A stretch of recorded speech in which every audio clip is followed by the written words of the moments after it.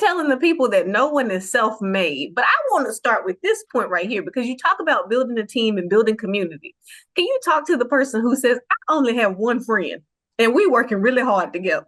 I will tell you when I launched and got into entrepreneurship, 10 years ago, I didn't know what I didn't know. And I also didn't know how much help I was going to need. But in the early stages, I was that solopreneur. I was that me trying to figure it out, recruit my friends to help me figure it out. So what I would tell an entrepreneur who says today, it's just me and my cousin, it's just me and my sister, just me and my brother, just me and my mom. Listen, that is so many truths to so many people.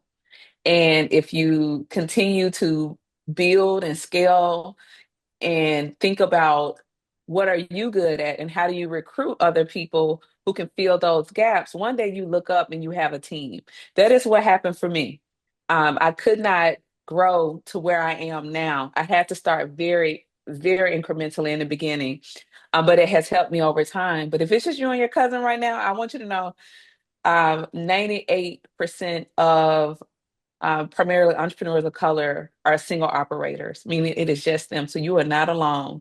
But because you are starting there, it does not mean you're going to finish there. That was comforting to all of us, right? There's a sigh of relief, a little moment to exhale.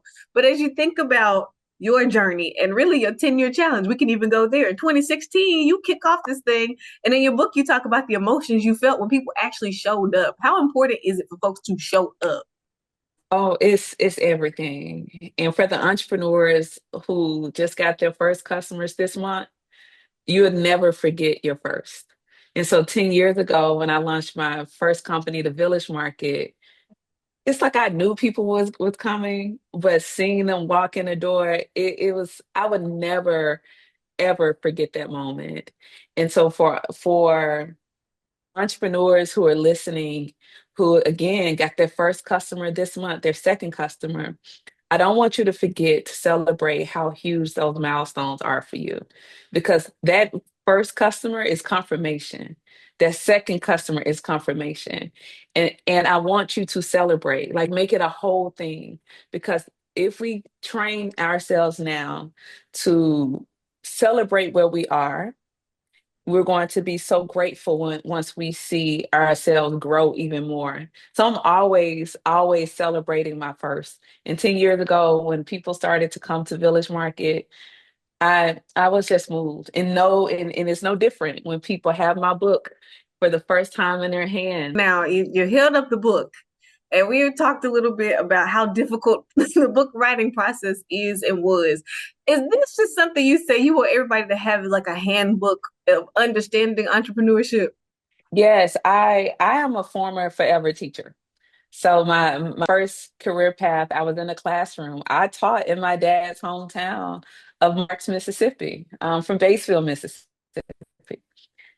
But my very first classroom, what I wanted to do was make sure that I wasn't just an English teacher.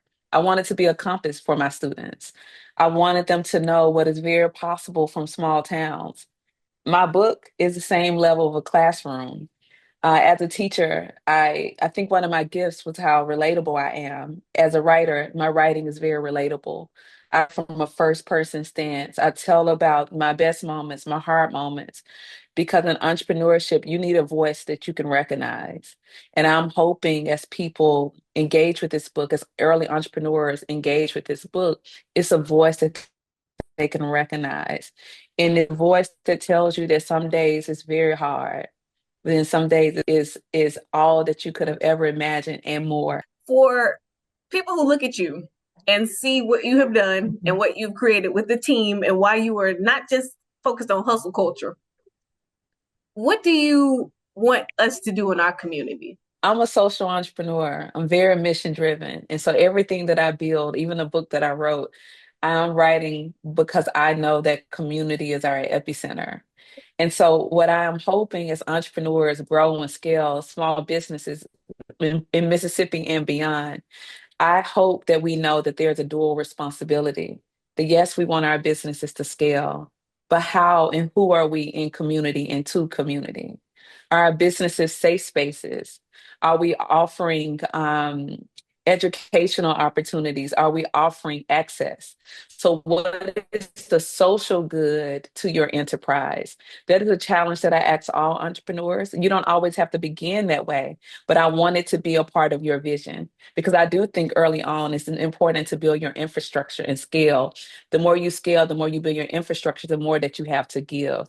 So I'm not asking you to give prematurely, but I'm asking you to have it in your horizon, that when you reach to a level that you have grown, that you can now sow seeds back into the community, because that is the responsibility of us being here. And as an entrepreneur myself, and wonderful things that I've been able to do with my life, I work extremely hard, but I also sow really good seeds.